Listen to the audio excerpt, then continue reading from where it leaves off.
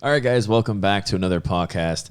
Today, we're going to kind of do a little bit of a intro to Tier 3 of our education system to highlight where we see employees and mentees and how we can sort of work them in and through our system. So here we go.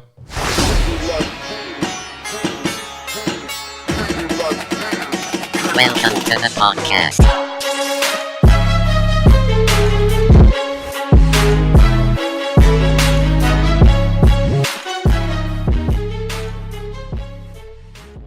Here we go. Burning a little 8 p.m. oil. Yeah, it's just a little bit. We don't. You know, it feels good to be back, though. It does. You know, back in the studio. I mean, obviously we were back when we did the. You were gone though. Yeah, God. You accepted an award. I did. Yeah, you and Katie both. Katie and I both. Yeah. It's two equal halves. You know, I mean, that bleeds through our organization in many different ways. But I mean, honestly, it was pretty hilarious how the last episode was all about how you two are just two sides of the same coin. Yeah. Just very, very different, but it's critical to each other. Yeah. And then you go and accept an award where that's like how it worked to get to that point. Yeah. 2 days later. Yeah. So and that whole process was just absolutely surreal. I mean, again, I give much thanks to everyone down at Michigan State and the College of Veterinary Medicine, and kind of nominating us over to the university that way for the Young Alumni Award. I mean, that is literally just insane. Yeah. But the one thing that I'll say pretty much went through the entire group, because they had of course, Young Alumni, they had distinguished, they had service, they had honorary, and then what was the last one? Oh, philanthropy. Every single person on that stage, none of them felt like they should be there. Yeah. It was just a significant amount of humility. Yes. And like up until I started to hear everyone else's speeches, I was really having a pretty hard time with the whole process, to be honest. And I think, Katie was too. Like, I think Katie understood that it was a really, really kind of big award. But part of it, was I just didn't feel very deserving. And I think, the idea is kind of live in the moment, right? And just acknowledge that we're among, I think, in a group of 600 as of, I think it was 1940, something like that. So I mean, of the, thousands and thousands of students that come out of there each year, it is a very, very small group, but it kind of felt like, how we had ended our speech. And again, I'm sure we'll get some of the footage and stuff. It was, essentially it's just go to work and try to make a difference. Yeah. And everyone else on the stage, it was still kind of that same type of thing where they're just, again, like you said, humility, there's kind of that humble component to it. And, again, I think once I finally started to hear everyone else's speeches and understanding, like, maybe that is actually a unique attribute. Maybe it is actually unique to be humble and to maintain humility. And I just can't think of holding myself in any other regard. I don't know. And I don't know if it's necessarily that it is the exception to the rule, but it is, I think it's something that maybe isn't valued on a day-to-day basis, so it just kind of goes under the radar. Yeah. It's easy to leave the humble guy or gal just there. Yeah. because they're not asking for the recognition, right? Right. Yeah. No, and it's, I think it's, we all recognize it's work that needs to be done, but I think to focus on something that is so locally applicable but industry wide, sort of is important, in the entire industry. I think that's really when we start to look at maybe we do have something that's actually much, much different. And I mean, I think we feel like we do. But so far in these last couple of podcasts, we've been talking, obviously, the last quite some, we've been talking about core values and culture, but really getting into the education system. I think when you and I actually first started working together more on the consultation side, I had always made the statement that I wanted to sort of take people where they are and sort of carry them or lead them to where they want to go. I think that came out in the Tri-Core, of course, that's a little bit more of a unique attribute to myself. Yes. But I think at that time, it was more of a thought in saying, well, I want people to be fulfilled. I want them to have purpose, and of course, purpose and well-being, to then look at saying, well, how do you actually structure that into policy? How do you structure that into an organization? How do you actually structure that into like an ideal, like where you actually try to get people thinking about themselves, not like actually, it's kind of a weird thing to say, thinking about yourself in a selfless way, right? You know, where it's you can actually maintain individual fulfillment and purpose, but you're serving the greater good. I think those parts are very much lost culturally. I don't know if necessarily in our world or in this country in particular, but I think there's a lot of behavior that is exclusively selfish and self-serving. Yeah. Which I think it's okay to ebb and flow. I think it's okay to have parts of your life where you do focus on yourself more than others. There's absolutely nothing wrong with that. But it's kind of like that expanding and contracting rubber band is you kind of have to go out and then come back and go out and then come back. But I think where we get, especially from our industry overview, I think as a profession, I think once we get into that survival mode, it's how do we actually get anywhere? Yeah. And that's why kind of coming into our education system, especially tier 3, I would say the cornerstone of our education system really is ultimately tier 3. And our goal That's where it all started. It's really, yeah. Honestly. Yeah. I mean, this has been the longest standing part of the entire piece. It's true. Because this has been around. This was the circular guide was developed. Yeah. Probably in the third meeting that you and I ever had. Probably. Yeah. Yeah. And it basically came from how we just, like, well, you had said in a couple of podcasts ago, where it's just like, you get these annual peer reviews and it's just, they're useless. Yeah. They're just useless. Right. And it's like, the only thing that it really does is I don't even want to say it necessarily forces you to be humble, but it just forces you to just feel like crap. Right. You know? Well, and I've actually been on kind of a facilitation side of running, or like assembling peer reviews and all that sort of stuff. And what ended up happening was all of the focus went to what we're going to talk about today is your icebergs and your problem children, because it's like, I need to raise your performance. I need you to improve. I don't want to fire you. I need you to get better. Right. And then the ones that are succeeding and doing it in a quiet or humble way, especially, like, it's just like, thanks. Yep. Right. Right. Which again, yes, the like whole we said, thing. It kind of bleeds over into the award we just got. Yeah. You know, it's that part where, you know, we kind of, and again, we'll of course go through these terms here momentarily, but it's being a backbone and being a star performer, but just not being acknowledged as such. Right. You know, and it's hard to do that on a consistent basis, if we're being honest. I mean, it kind of with what you're talking about with like your own well-being, you also have to balance, you know, the delivery of positive feedback, because there's a time investment that you have to kind of watch. Are we talking about the compliment sandwich? Not even so much that as it's like, if you do it too much, it becomes disingenuous. It just sounds like I'm overfeeding positive feedback. Like, give me something to work on. That's all I'm ever looking for myself. Like, don't get me wrong, a compliment feels great. I actually got a compliment from Katie the other day. Oof. And hold on to that. I've gotten 4 in our marriage. Dude, that's pretty good. I literally was just like, I felt things on the way home. It was like, wow, it wasn't even like that substantial, but it was like, damn. So she might be a little too far on one side, but whatever. We talked about that last week.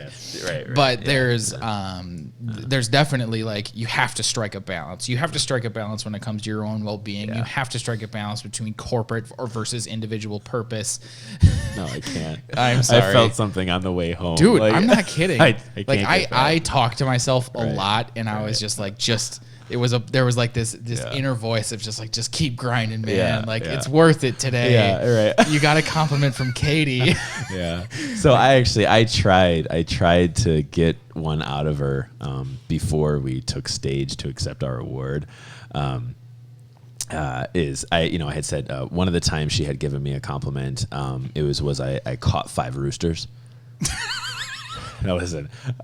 As funny as that may sound, you're Italian. It was a Rocky Balboa moment. Was, and I caught 5 in like 45 seconds. It was just snap, snap, snap. I know, it was pretty good, and that's where she was just like, okay, and I was like, oh, all right, not even good job. No, there may have been a good job in there, but but anyway, so as before we went up on stage, I'm like, our industry overview, the podcast, PAW as a company. I'm like, she basically came along for the ride in the beginning. That was kind of what she had said, is that, when she went on stage, part of her speech was that I just smacked her in the face with a rock, like, we have got to do this. Like, I have an idea. And then, of course, being as supportive as she is, she's like, all right, fine, fucking. Which in this context is being very supportive. Yes, very supportive, right. Right. Like, all right, I'll do that. Yeah, that's fine, whatever. I'm like, but you gotta give me credit. I'm like, in the short amount of time, and that's what everyone actually at the award ceremony was like floored with. Yeah. They were like, you guys actually have only been doing this since 2015. I'm like, yes. And they're like, no wonder why you got this award. Yeah. Because we have done so much in such a short period of time.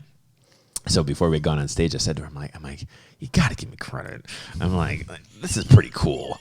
I'm like, for, as crazy as my brain may be, I'm like, I did get us this far. And she was just like, yeah. Was that compliment number 5? I don't know. So when you say that you got a compliment on, you felt things on the way home, I'm just like, you know what? You probably stole my compliment. She was probably holding on to it like, I don't know if you really deserve that. I'll at least try to transmit the energy that was provided to me from that to you. All right. Anyway, we got way off topic on that. So but we didn't. Back. No, we because Katie does like to isolate down variables, and like when a compliment is provided, right? It's because it was like she knew the potential was there, and then the performance just hits 10 out of 10, right? Yep. And unless it's really high up there, it's pretty uncommon just because of her behavioral style and all that. And we all understand it and appreciate it for what it is, because when it hits, it's like, I did it. Yeah. Like, that's freaking cool. Yeah. Hit everything according to exactly how it was supposed to have gone. Right. And so kind of what we're referring to is when we think about performance, we think about it in 2 sets. So there's role performance and cultural performance. Yep. And then within those 2, we look at it as, where's your potential? Yep. And where's your performance? So as we reviewed earlier, the x-axis and the y-axis. I forgot what those 2 were. We'll have, of course, a diagram posted on the website here. So the x-axis, the horizontal plane. Thank you. Yes, is the potential, and of course then just low potential, high potential. And then in the y-axis, which is the vertical plane, is going to be your performance. You either have low performance or high performance. Yep.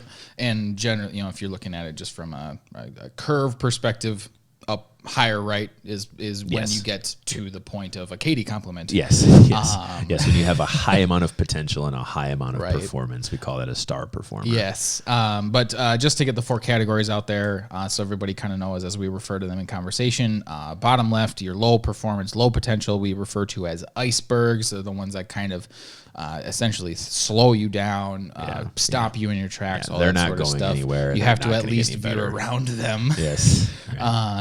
Low sink your ship. Low potential but high performance is your backbone. So not necessarily the person that's going to be out in the front of the charge, but definitely necessary to make sure the charge keeps going. In our context, these are the people that set up shop when you're moving west. They're building the continue town. Going, right? Keep building the railroad. Yep.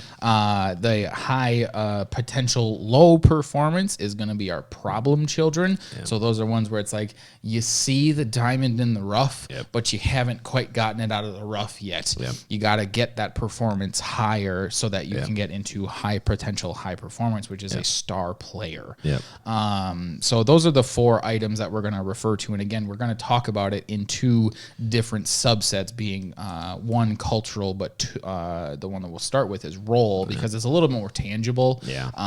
Understanding, your success as it relates to your job, your position within an organization, whether it is a hierarchical organization or not. What we've done is made it exceptionally clear, and I believe that everyone should, regardless of the type of organization that you're in, is to lay out the actual success points and how to do them well within a specific role. So for us, we start with our 4 major on-floor roles, being caregiver support staff, medical support staff, certified technicians or veterinary nurses, and our doctors. And within those, we have our skills rubrics. It's the whole job. How do you do it well? And then how do you kind of, where do you notice where you're kind of flawed, I guess? Yeah. And actually this next kind of round, because we kind of we're starting to take on more non-clinical administrators. So what we've also looked at is, while for your kind of 4 clinical jobs, the caregiver support, medical support, veterinary nurse, and veterinarian, to have the skills rubric, we actually flipped the other way with our administrators now on the 515 reports. So I don't know if we've ever talked about the 515s before. This is brand new to me. Yes, that's fine. As of this conversation. As of right now. Yes. Live. Yes, live. Yeah. We've used them before, kind of independent of your input on it. But actually, Hilda Mahia Breu from Michigan State, she was the one who actually first introduced them to me. Okay. But basically, it's traction on the week to week. Oh, yeah. It's really not much different. Yep. So the idea is you take... let me see if I can do this right. It's 5 minutes to basically list out what you've done, what you haven't done, what your challenges are, kind of what your hurdles are. 15 minutes for an administrator to review it, and then another 5 minutes to basically talk about the next week's plan. So rather than saying like, oh, in this public relations role, or in marketing, or design, or whatever it happens to be, instead of saying like, here's an actual skills rubric on how we get it actually focuses more upon the efficiency and time allocation component. So we talk about that. I believe it's in tier 2 is where we bring that up. No, I think it's in... I think it might be right away. Did we? No, actually, yeah, tier 3. Yep, yeah, there you go. Oh. So it's role... Right where we are. Yeah, right where we are. So tier 3 is role effectiveness, core value alignment, and then time allocation and usage. Yeah. Basically what Ben was driving at is that for our main clinical jobs, we have kind of our skills rubric. Yep. But for these other ones, it's basically... let's start to focus on what is happening on a week-to-week basis, because when we start to look at the big picture, it's kind of both sides of that, is that we sort of in our, between the Microsoft teams, but also looking at these big pictures, say this is the direction sort of the business is going, but we also sort of need the day-to-day tasks to be done, and are those tasks occurring effectively? That's essentially what our skills rubric is. Yeah. So for us to look at the 515, it's basically to say, like, how is your performance on a very sort of objective metric? And then, of course, the potential side is, like, can you actually do this? Right. That's a kind of a new thing.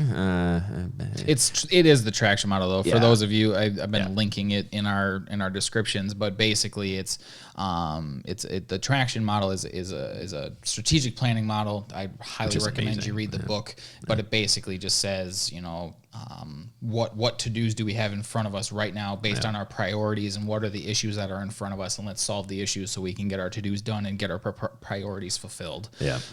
Same concept, shorter time frame, also isolated down to the individual. So even though it's brand new to me, I am also very excited about it. Yes. Well, I didn't want to send an email to get your input on it and then make a decision without getting your input back. We're just gonna let that one go. We're just gonna twist that dagger. I did complain to Grant one more time last night about getting railroaded on the signage. I had a great time. I had a bad couple of days. You know what? I started it. It was my fault. Shit. Okay. So coming back to it, again, I think very objectively when we start to look at our skills list and, of course, our 515s, kind of getting into that kind of performance and potential side of things, time allocation is really, again, this is, more of a podcast to lead us into tier 3.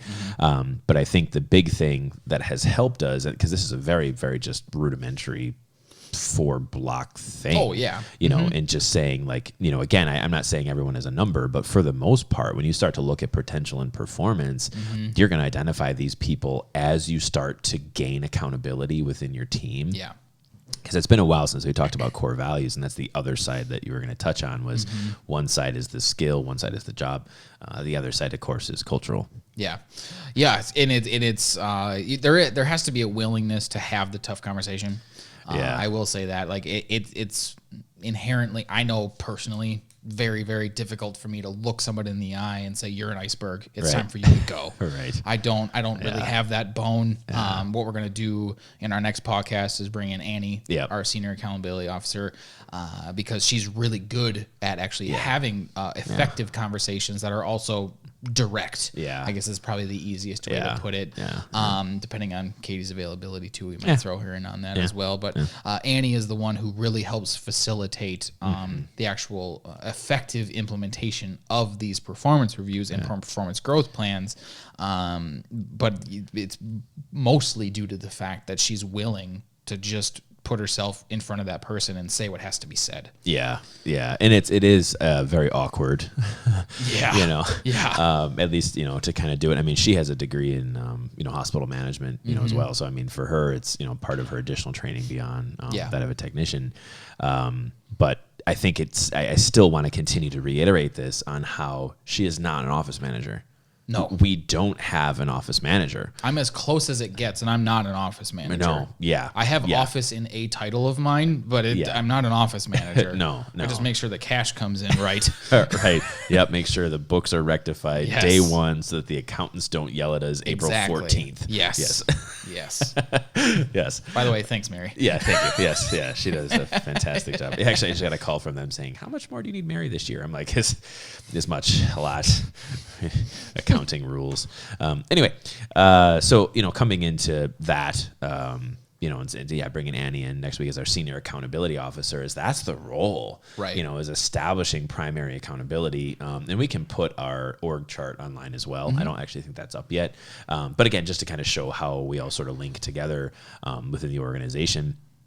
I think when we talk about these icebergs, so when we start to go through, the tier 3, is that a lot of our icebergs offboard themselves. It's either that or they never make it to a performance review. Yeah. So we're talking an iceberg again is someone who has very low performance and very low potential. Yeah. Now, if they get hired. I was going to say exactly right. Tier 0 is if they even get through the hiring process. Yeah. I think when you start to look at saying, okay, now where PAW Health is at is we are sort of on that upward swing where we have where we've gotten rid of our low performers within the organization. We're on the upward swing where now the people who are coming into our organization have the high potential. We still haven't figured out where their performance is at, but we're at least still in the high potential category.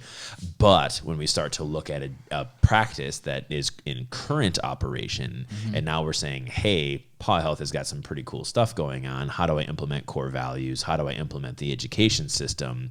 Yeah, you're probably going to end up finding that maybe you have more problem children than you have star performers, that you have more icebergs than you have backbones. Yeah. And it's like, how do I actually swing this up? And that's where I think you often refer to it as a war of attrition. Yeah. You don't want to get rid of people, but if you commit to the idea of accountability, you commit to the idea of core values, you commit to the idea of onboarding, performance, and mentorship, which is the root of our education system, people have to be offboarded. Yeah. And it's nothing personal. It's just the health of the business and the health of the practice is dependent upon the health of the people that are in it. Yeah, absolutely. That's when I look at it from a hiring perspective, this is pretty much how my mindset works. Yeah. So you're in any hiring sense, you're given a bunch of variables, right? Yeah. Like how you're typically people lean on resumes or whatever that might be. Yeah. But all you're really doing with whatever data you are given, whether it's a resume or for us we use Tricor, otherwise as long as potentially whatever other things you use, is you're just grading potential. Yeah. Are they even at a minimum standard where they're going to fit? And again, that's what you're saying, how your minimum standard over time will improve if you're willing to have that, to get out on the front line and lose some folks along the way. Yeah. Grab your helmet, move those sandbags. Exactly. But all you're doing is identifying potential, and there's unfortunately not really a great way to identify performance until they're actually in place. Yeah. You're just like the whole hiring process for the most part is, do you have the potential to do this well? Yeah, right. I haven't seen you do it, right. But based on the cues that I've been given and the variables and all that sort of stuff, and the thing that I put a lot of weight on too is your own self-awareness. So that's why I really love the assessment, because it's like, are you aligning with the data that you provided to me? Because if you have that, typically I can coach you a little bit easier because you know who you are. But ultimately, ultimately, that's why we have our 90-day reviews. Yeah. Right. Yeah. And that's something that we'll kind of table a little bit, because that's the way that Annie handles it. But it's like, all right, this is the next fork in the road. Yeah. We've now identified, essentially, do you have any major barriers to performance? Mm-hmm.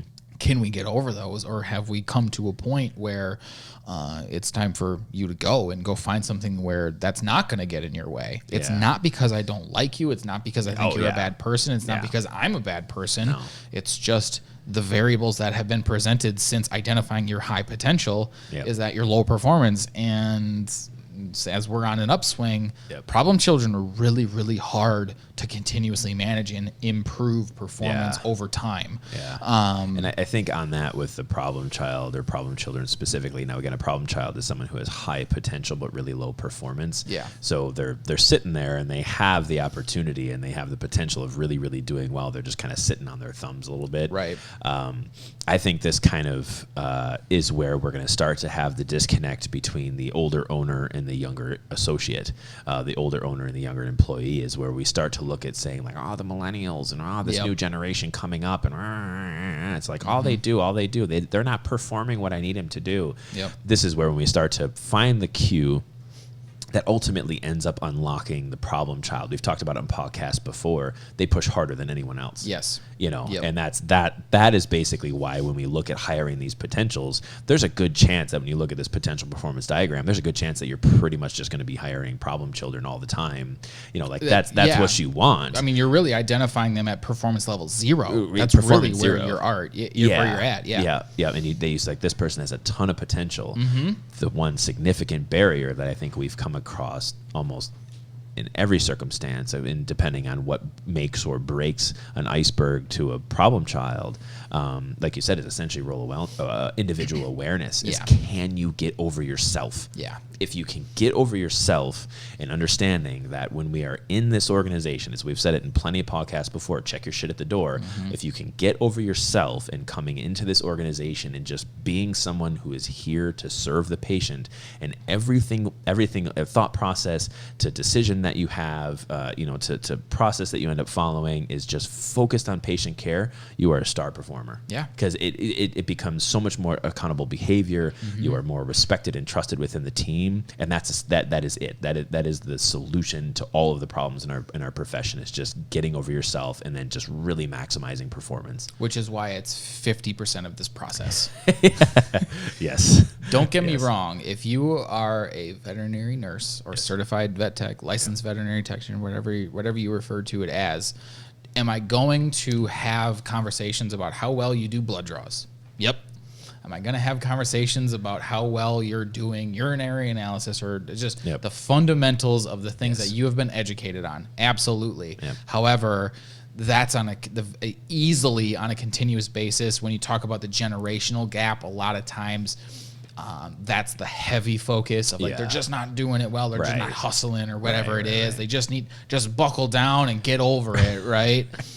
And what's missing in those types of conversations, and I feel is even outside of our industry, just as a general, is that the purpose and well-being side, the cultural side, the very specific as it is to shared purpose and core value alignment is just missed almost entirely. And the cool part about that side is number one, putting a ton of value in it allows you to offboard people faster when they don't fit. Absolutely. But also it's extremely empowering when there is a focus put on it and then the person succeeds in it. So it's either shit or get off the pot, essentially. And I think to that end is, like we said, there's two parts to the pie, right? You're exactly right, is that it actually having your sort of job performance, but your cultural performance, to me, I think gives more and more opportunity for success in a performance review. So to then say, well, you're not doing so great in your job skills, but you know what? You are a great team player. You're here and serve the patient and this and, culture, and it's all fantastic and you're doing great. Wonderful. Right. I mean, that is it's not the compliment sandwich. It's like you are doing that really well. And here's how you can do better. Yes. You just follow it up with the things like, you're succeeding on so many things. Like, Yep. We're not going to take those for granted. Thank you for doing them and continue to do them well. Yep. And if they ever do come down or whatever it might be, we'll continue to coach you back up.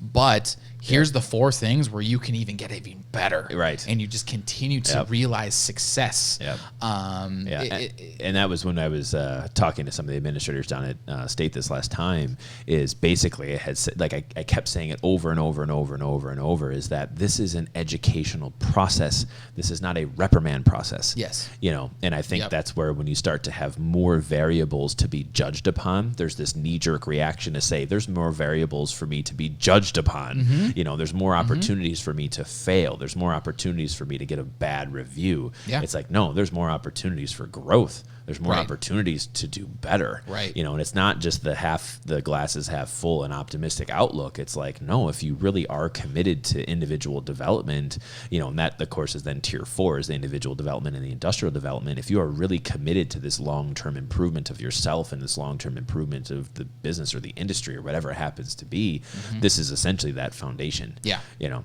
Yep, I would say that every single day is an opportunity for a good review or a bad review. Right. And a client or a caregiver will definitely tell you. You know. Yeah, even if you are actually doing a good job, but we're not here to complain. Yes. So yeah. Anyway, that's again why, and we'll talk about kind of the specifics of how we provide this material on a very tangible level, so that people can fulfill them at whatever level that they're at. Because again, not if you have somebody that's low performance and they're kind of just like fluttering or around, or I should say low potential, but fluttering around their performance. But you know that a backbone is an extremely useful person to have in your clinic. Absolutely. And it's like, if you this is how you can do this, right? Like, I'm not expecting you to change the world, but within this specific role, like, this is how you can do it extremely well. Like, I'm providing you the blueprint, both role-wise and culture-wise. Like, to a point, it sounds terrible, but just meet the minimum standard. Yeah. I'm not expecting you to be a star. The stars will find their way to shine at some point. And that bleeds through. I mean, I think between the TriCore assessments, you know, the individual motivators, I mean, all those different pieces. It's, you know, I don't want people to always come across that, you know, what we're trying to do as an organization is just completely focus on star performers the whole time, where it's like, look at this and take it forward and move into the future, and you're going to do this. What we're doing, you're doing. It's like, no, that's not realistic. You know, like, I think there's I had said it a couple of podcasts, I think probably 3 podcasts ago, where I said I think there's an incredible amount of value and sort of pride to be handled in an associate veterinarian, you know, in a veterinary nurse. I mean, someone who's staying local and really continuing to, you know, really it's kind of like a community service type event where you're helping the community as a whole. That's really what we're talking about from a backbone standpoint, you know, is we're saying they're just there, they're doing the job. It's the wagons are moving west and you're staying here to build a town. Like, there's a ton of value in that. Absolutely. But I will say the most difficult conversation, especially from an administrative level, is when you see the potential, but they don't.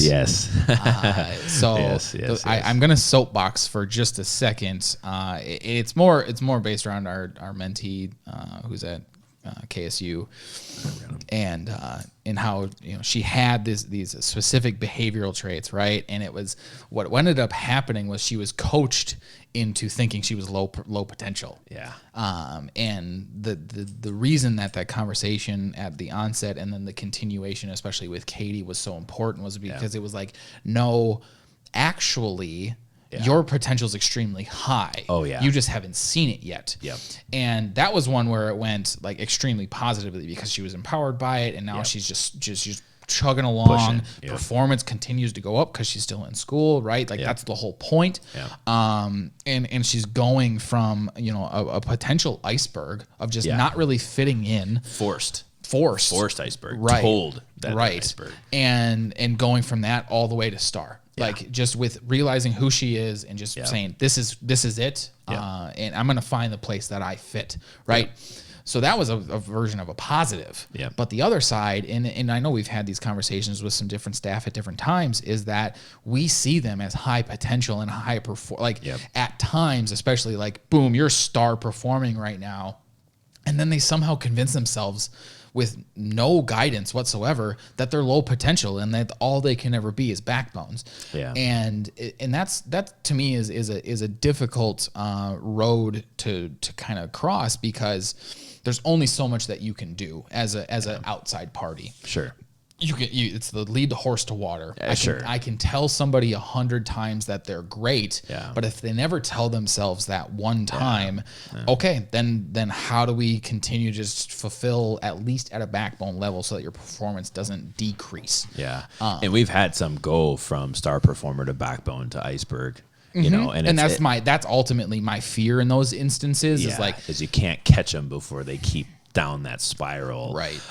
You know, and again, I would like to think that within our organization that it's not basically a disparaged driven process. But I think that there are sort of a lot of internal processes where you start to get some, and I don't want to say necessarily it's related to the performance system, but I mean, this is kind of a segue to get us into the performance system. But again, it's the getting over yourself part. So if we have someone who comes in, they're super excited about the job, and it's like, you know, potential's high, performance is high. Look at how great we are in a team, and and 90 days went great. It's fantastic to work here. 6 months, 6 months, 6 months, 6 months is kind of our cycle on the growth cycle. Yep. And it's, we need you to work a little bit, you know, and then this, and this is one thing, and you could improve here, and you could improve here.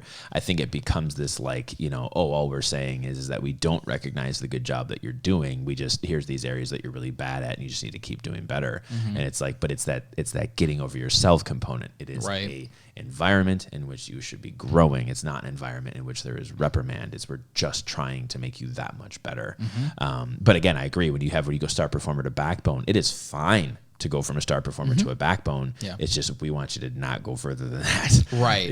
And it's a slippery slope, I guess, would be the easiest way to put it, where it's like, if you hit a point of not even necessary, if you hit a point of stability in an organization that's forward moving, it feels like regression. And it's really, really easy to actually hit a point of regression because I'm just continuing to fall backwards comparatively to my environment. And we have been moving very fast, so there may have been some casualties in that process. But even today with one of our new hires, she was like, or yesterday, she was like, everything around here changes so fast. I was like, yeah, it does, because all we want to do is get better. Like, I know you're new, and I know this is weird, and like, I'm just throwing new stuff at you as you're just finally getting comfortable. But you kind of got to get used to this now. Like, I'm actually really happy about the fact that you're hitting day 30 and you're understanding how fast things can change around here. Because there are so many minds that are 18 steps ahead of everything. We're just trying to make sure that we just pull everybody along, or at least pave the road a little bit. Cut the trees down at a minimum. And it's like, nope, we got to keep going. You just got to keep piling forward. And even if it's just this small report where I'm just trying to make things more efficient and just make it simpler. Yes. Is it different? Sure. That like, day report. It's just one little thing, and it's like, these are the little things that are going to consistently happen. Just wait until our medical records get updated, right? Like, it's the doctors don't even see that coming. We're in the midst of a massive medical record overhaul, but still, but why are we doing it, right? Serve the patient, number one. Absolutely. But also, a big part of that is we see all of these roles within the organization. And it's like, I want you to be more role effective, and I want you to be more core value effective. It's not because I want to just pull the rug out from under your shoes and say, now you have to do this this way because some corporate overlord said so. It's like, no, we believe that this is more efficient, more effective, a better way to do things, and then welcome feedback. Also, it's not we're standing on a soapbox or on our ivory tower, I guess would probably be a better way to put it. Probably. And saying, no, this is the way it's gonna be. Get on or get off. It's like, no, we're growing. As long as we're all of a growth mindset. Let's have a conversation. And that was even in, like we were talking about going. I mean, we've basically built, at least in some capacity, I think our kind of innate sort of process kind of comes out of my head, Katie's head, your head, Annie's head. You know, I mean, it's kind of these like what we and how we process things in our tri-core assessments and such is basically how we have built policy, at least in some capacity. You know, some of this, again, you know, in saying that, you know, well, it's not like we're handing down things from an ivory tower, but it's like, man, we have put hours and hours and hours into maybe this one thing. And, you know, again, we're not saying don't give us feedback, but understand that if we don't necessarily take your opinion as how we're going to change this process, that in some way we don't value it. You know, it's just there's so many different parts. And I think that's when we talk about the tri-course, it's like some people just can't see the big picture. So for them, they're focused on the very, very much day-to-day components. And it's like, well, you know, sometimes there is definitely value in that. I'm not saying there's no value in that. But again, when you try to look at the whole thing all at once, at the big picture and the small picture, it's hard to keep all those pieces together. Well, right. I mean, take our holiday span surcharge as probably one of the better examples recently, right? Right. You take a minor variable that it's like we piled 16 man hours into Oh, absolutely. in a day. Yeah. It was just like we put a lot of time, and it was so much time. Yeah, I can't remember what the trigger for that was, but it doesn't matter. It doesn't matter. But there was so much thought and effort put into it on something that when we presented it to the all staff meeting, it was like if you don't have that perspective on it and understanding that these changes are thought through so heavily, it just feels arbitrary and just kind of like bullshit. That was kind of the meeting, right? Where we like said, here's how we're doing the surcharge. Everyone's like, that's pretty cool. And we're like, yeah, thanks. Yeah, okay. All right. Yeah, we there was no challenge to it or anything like that, right? You know, but that's a good feeling because we've thought it through so far that what we came upon, it's kind of like the D personality. You think it through so far that you say this one thing that's effective, and the one thing is exactly what needed to be said. Well, and the one challenge that we got was, how does this affect me? Yeah, sure, right? It was that short term kind of right in front of me challenge. And it's like, yeah, we thought that through and this is what matters to it. So, and again, not to say that you're going to think everything through, but at the very least you tried, right? Yeah. And then if somebody blindsides you with something, I was actually having a conversation with one of our other staff people yesterday where I was writing a policy for something that's in her world, right? And I was like, I don't really know how this works and I don't even know how to title this stuff, but I tried. Like, just red pen the hell out of this because I just needed to be better, and let's have a thorough and useful conversation about it. And like when I was driving home, I was like, man, that went from okay to really good. Yeah. Like now there's just no like question about how well this is gonna work. Yeah. And that's just how these conversations go. And as it relates to the stuff that we started the conversation about, as we just went somehow in some big ass circle. Yeah. Is that's how growth plans work. Right. Right. So it's not so much that the ivory tower knows best. Right. It's here's the things that we identified. Here's the things that you identified in your self review. Right. How do we bring these together and build? You're essentially a 515. That's really what a growth plan is built around. Yeah. Yeah. But like the big items of like these are how we want you to get better and as a part of the performance review process. Again, we'll get into those more specifics, but like we already covered how you did well. Yeah. Like now let's set the mindset moving forward for the next 6 months. Right. Or at a minimum, keeping you as a backbone, just keeping that performance going up and up and up and up. Yeah. And I don't want to keep bringing up the compliment sandwich. You're really good at them, by the way. Am I? Yeah. You do them unintentionally. I think you do them to yourself more than you do anybody else. I have a high amount of self-worth. It's just in the middle of insults. Yes, yeah, absolutely. Yeah, the core is just rotten insults. Yes, every negative thing anyone's ever said to me, I keep right next to my heart. But no, I think when we start talking about the compliment sandwich, I think that's why, again, we start talking about this tier 3 performance review system. That compliment sandwich, which I'm going to credit you for the terminology of that, it's like, I think that's what was always the most confusing part about peer reviews. Yeah. It's like you would have an office administrator, an office manager, and saying like, this individual who you never work with, right? Yep. Is now having to give you a review based upon what your peers have told you. And a lot of times the only peers who review you are then going to be people that got some shit to say. Yeah. But then the administrator doesn't really like awkward conversations. And they're like, well, this is what everyone says, but there really isn't like a standard on their own interpretation of events.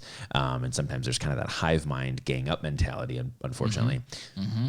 So then you have where the office administrator is like, well, here's, I really think you're doing a good job. Here's a whole bunch of shit. But you know what? I think you're, it's pretty good, Yeah. So it's very confusing because it's like, well, I just had a compliment, insult, and a compliment. So that was 2 goods and 1 bad. Yep. So I'm not actually going to pay attention to the bad. Yep. Doesn't matter how double stuffed the Oreo is. Yeah, right. All they hear is the cookies. Yes, right. So, but no, I think that's when we start to talk about, again, trying to staying between, backbone and star performer, and certainly not dropping down into iceberg, is exactly that is saying like, no, we really do like, I mean, we kind of make we kind of make the joke that like our biggest compliment is giving you a paycheck. It's like true. You are still in our organization. Like we want you to be here. Like right. if we don't actually if we don't value you as an employee, we don't think you have anything to add to the team. We think your performance is trash and you have no potential. You're gone. Yeah. So, and that's why, we all kind of joke and just saying like, no, like you're here. Like we've already seen the potential in you that you can do better. Yeah. And I think coming back to my TriCore assessment and saying like, I have this really, really long leash on which I'm willing to like grab people and pull them along with me. Mm-hmm. That I think has kind of shortened in years, more so. Agree. Yeah. Mm-hmm. I've gotten, I don't want to say less tolerant, but it's the fire fast mentality. Yeah. So it's the idea that I'm more focused upon those people who are very interested in increasing their overall performance to either be backbones or star performers. And part of what it is that, I was kind of saying like, you can always make more money, but you can't make more time. Mm-hmm. So if mm-hmm. I am, or our organization, or through this this performance review system, you're putting time and effort and time and effort and time and effort into an iceberg, someone who has low potential, low performance, like it's not 2 equal halves to the puzzle or to the pie. We don't have both sides working equally for one another. The employer is working harder than the employee. Mm-hmm. And it's the same way where if you as the employee are working harder than your performer or before your employer, it's not an equal pie. Right. Right. So that's where I've probably tightened up my leash a bit, is just saying like, I don't even know. I know it's kind of semantically potentially irrelevant, but I don't think you've actually tightened your leash in any way. You have gathered so much more clarity on when people are pulling the leash. Probably. Yes. It's where it's like, I feel like it used to be like, I feel like you're trying to just run away. Yeah. But I don't know, so I'm just going to continue to hold on. I'm going to continue to try. That's probably fair. Whereas now it's like, oh, you want to go serve that purpose over that way? Yeah. Bye. Right. Right. Okay, go. Right. Yeah. Like that's fine. I will. Yeah. I don't have a problem with you running that way. I did say I don't chase a running dog. No. Yeah. You chase roosters. Yeah. 5 of them. Really well. In under a minute. But in terms of and that's why we started a whole lot of this with culture, right? Yeah. Because a lot of that clarity came when we really put the rubber on the road with defining shared purpose. Yeah, when exactly. shared purpose came around, these conversations, especially the ones where it's like, if you want to go that way, go, but it's not going to happen here. Yeah. And it's just like, our team can't allow it. No. It's not even a matter of like us administratively not allowing it. Right. But the team can't handle it. Right. We hold them to that standard. Absolutely. And that kind of goes into one of the next things that I think is really valuable in this whole process. And I know we've had, these conversations in-house a lot, but basically, and actually we've had these conversations on the podcast, is staff and even ourselves, we don't work for a person. Yeah. We work for PAW Health, who serves the patient. Correct. Right? And ultimately, we're all just here to serve the patient. So when you look at it from that perspective, and you talk about a backbone versus a star performer and all that sort of stuff, really what it comes down to, and my firm belief, and there's a book called "I've Got Your Back." It's in the clinic. Yeah. Very short. It's got some Christian overtones. Like it's deliberately that way, but what it really comes down to is the idea of followership. Sure, yeah. Followership can only really exist when shared purpose is in place. Yep. Obviously, with a Christian mindset, shared purpose is in the book. Right. So right. you can kind of secularize it and say like, okay, well, we can also have shared purpose in other things. Yeah. And they do that in the book. But really, what that comes down to is like, when you look at a staff person, it's like, I really like working with Carlo. You're right. Well, yeah, it's because Carlo's a cool guy. Right. But like you've got. I mean, I'm good looking too. There's that. Yeah. There's that. Female dominated industry. Is it self-worth again? Yes. Yeah. I need to find some Oreo filling to insult you with. Yeah, right. No, but basically, the idea is you follow the purpose of the company. Yeah. As a leader, but ultimately the direction's already been set. Yes. Arrows pointed west. Yes. How do we continue to just go that way? Yes. Like, will I be in the front of the charge, but I'm not actually leading anything. No, I lead from the back.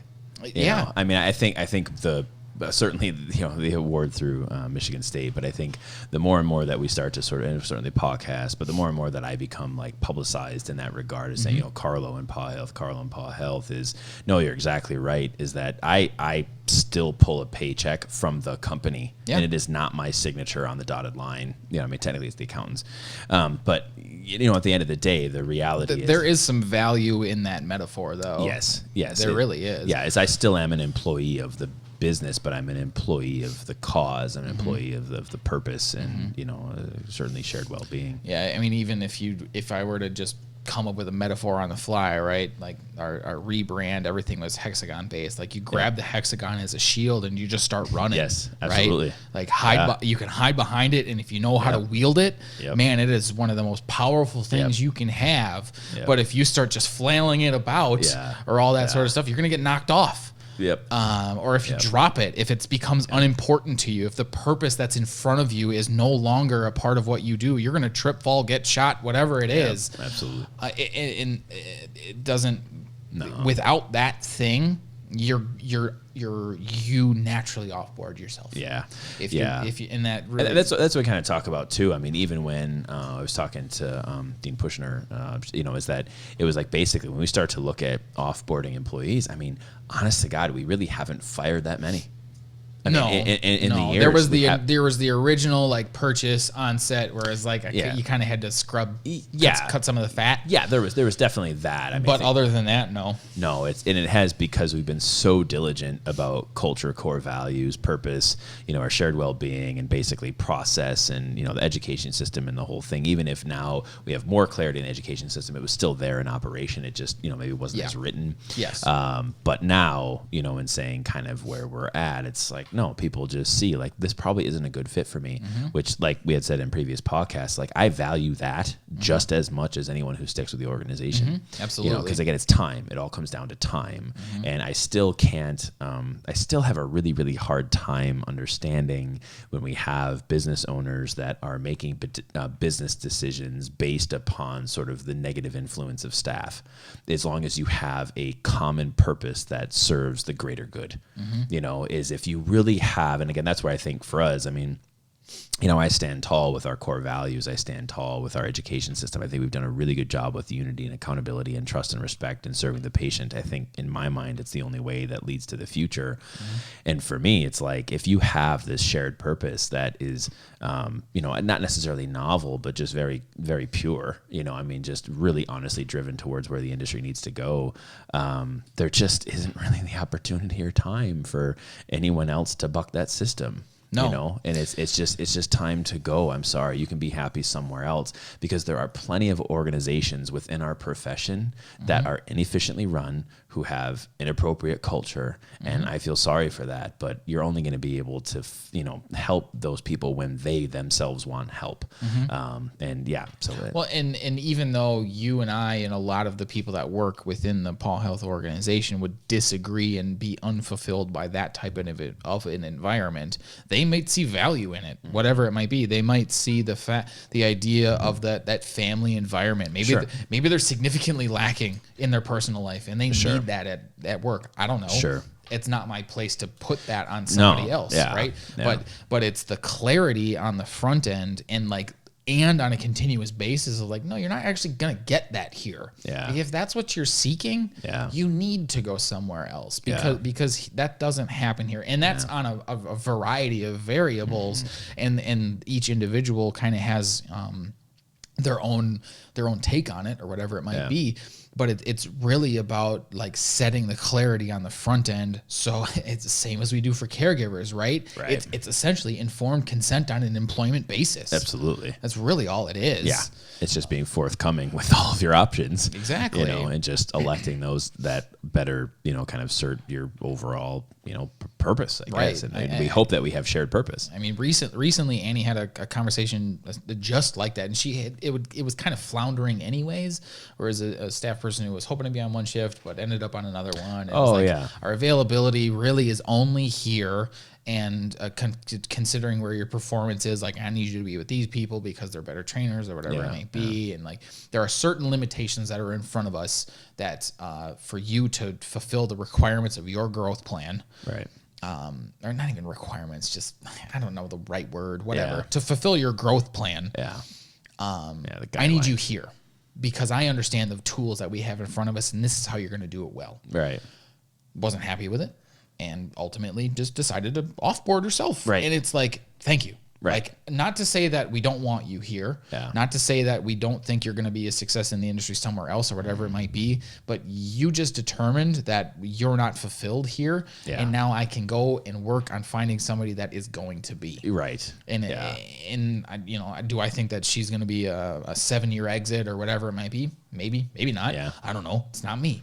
It's also not my prerogative to put that on somebody. No. But that conversation ultimately turned into like, okay, who's up next? Right. Who's the next guy up? Because over time, and this is probably number one, that process is why Annie was so valuable so many years ago. Because she accelerated the hell out of it. Made it happen in the fact just implementing this kind of roster churn, right? You gotta it really is what it is. Like, you can't really pull your punches on that one. Because you kept the stars, you kept the backbones, and you scrubbed down the low performers. And it's like, all right, now we continue to turn this wheel so that we get a team that's well aligned, that's high performance both in role, high performance in clarity or in culture, it shares the same purpose, and at a minimum is willing to support the growth mindset of the company, but if not, push it. Like, let's keep going, right? So I again, like, you know, you gotta ebb and flow your compliments, but she does deserve a lot of credit on that front. And ultimately that work is, I think, one of the biggest barriers to most of your standard clinics, where it's like, that's that 80-hour week, right? That's that you just gotta gut it out for 2 years, so you can do that and get the group around you that's going to be able to let you roll back, right? Because how many days and days and weeks and years like did you put in, like even for yourself? And we had made the joke many podcasts ago how you had put yourself in the hospital, right? Like, you just I kind of forgot about that. I didn't. I always have that in the back of my head because I don't want it to happen again. But that's, you know, not to say that I want somebody to do that, but that's the type of commitment to this idea that it does take because of how far backwards everything is. It's necessary. And I think that's, you know, again, I don't want to keep, you know, beating in like how awesome I think we are, but I mean, that's what it is. Like, we just simply wouldn't exist if this structure was here on a grand scale. You know, I mean, if it was already in place, we would just be a cog in someone else's machine. But it's like, well, you also wouldn't feel the need to advance the industry on so many levels. No, it would like be, if it was at least on par with the first world, right? Like, it wouldn't be that bad. But there's so many things that are so backwards. There's so many people that are just so terribly unfulfilled in an industry that can be so damn fulfilling. Absolutely. That it's just like, all right, it's time to just tie up the boots, put the helmet on, grab the shield, and go. Right, Like, absolutely. I can't stop. I can't think about the fact that I'm tired or that my legs hurt or that I need to go to the hospital. Right. Please do not put your health in actual detriment. Diagnosis, treatment, eat better, sleep. Exactly. But that, we do joke about it, but it was those extended times, those beyond the 8-hour days, those 10, those 12-hour days is when you really make this happen. Absolutely. And I think we've all, I don't want to say suffered from that, but I mean, at least in, some regard, we've talked about, falling on one sword, is like, I mean, that really is the end for us, is that there's just the work that we're doing. We just want to be able to help other people, and I think that's very novel, but I think what the challenge is and where the fear is, and I think I talked about this probably 2 podcasts ago. I think we were talking about our education system, but in doing consultations with veterinarians, it's like, how hard can you push? How hard can you actually push? Because while Annie was doing her thing, Katie was doing her thing, I was doing my thing. Now you're on full time, you're doing your thing. And it's like all we're doing is just going beyond the limit. But I kind of start to feel that we're just kind of starting to get out just a little. We still have a ton of work that needs to be done. Oh, yeah. However, we're sort of becoming more and more and more and more and higher performance, and we're becoming more efficient. And I think part of that efficiency comes from exactly the work that Annie has done in kind of getting rid of our icebergs and problem children and either making them backbones and star performers or just offboarding them from the company so that we actually as a whole can become more efficient. Right. And I think that's the part that we don't value enough. And I think this kind of just is a perfect segue right into next week's episode with her and talking about tier 3 is that performance, that process is undervalued. However, the rest of the organization grows so rapidly. One of our employees who's been in the profession now for 20 years, which he is, I think he's in an existential crisis about that or not. Midlife crisis, maybe? Crisis, I don't know. Yeah, he's hitting 42. So anyway, but that was kind of his thing. He's like, he was just saying to me the other day, he's like, you really do have to feel proud, right? About where the company has come under your direction in such a short period of time. And I'm like, he's like, it must feel nice to just be able to sit back and sort of watch the machine churn, and it's like, I do. I feel an incredible amount of pride, and I love working with all those people who are around me. But for me, it's like we just had to take that old that Model T, and it was like we were just sort of like turning this hard, rusty ass crank to just get her just going. And it's like now we finally have the engine at least like pup, just finally starting to move. But even then, in the end, it's all of us collectively grabbing the handle to twist. Right. I mean, right. But yeah, so that again, I think is, not to continue off on all these different analogies, but I think to come back to performance and potential, which is kind of the segue, at least podcast here to get us into next week, tier 3, was to really talk about these different people in your organizations. And I hope, of course, to those listeners or those viewers, however you're kind of consuming, that you've at least started to think about those people in your organization, because we've had several podcasts about our problems, the culture, talent, and service, several podcasts about the sort of core values. We've had a little bit about the mentorship, or at least the education system. But again, this is another tool to where we're talking about implementing actual in the moment accountability, review processes every few months, and then coming into saying, how are we actually identifying these performance and potential people? Because icebergs and problem children probably need to just leave your organization. You can put the time into problem children to turn them into star performers, but for the most part, focus on your backbones and focus on your star performers. Yeah, absolutely. The conversion from a problem child up into a star performer is there, but understand the time allotment that is necessary is very high. And if you fail, if the process fails, don't be afraid to help a problem child in the future. Yeah, absolutely. Because really, like we had said earlier, everyone kind of starts there. Assuming you have a decent hiring process, you're not hiring just low potential people. Everyone does pretty much start at performance level 0. You don't know where it is. It may accelerate really fast. and get well above problem child at any given point. Yep. However, that's what training is. Yeah, right. That's what our first 90 day is. Yeah. It's just low performance, because not to say that they're a problem, but because we're just providing them the guidance to succeed. Yeah, we're showing them the Lego instructions. Exactly. Yeah. But really, they just understand that the time investment is significant. Yes. And if you hit day 7, if you hit day 30, if you hit the end of month 3, day 90, and you're seeing significant barriers to high performance, you don't do the sandwich. You say, I hired you because I believe that you're number one, I want you to be a part of the team. The team has high expectations. I believe you can meet those expectations. Here's what they are, and here's what I see that's in your way. Can we surpass these? Can we get over them, right? Regardless of how high they are. So, example, like one of our new hires, just like level of anxiety, that's like, it's a quick peak, right? It's just like going well, and then it's like high stress. Yes. Just real quick. Snap. Right? And, like I don't do that. Most of the people that are around me don't do that. I just brush things off, and I think most things aren't a big deal, whatever. But for her, it's a very real problem. And before she left today, I was like, Haley, this is what we're working on. Yep.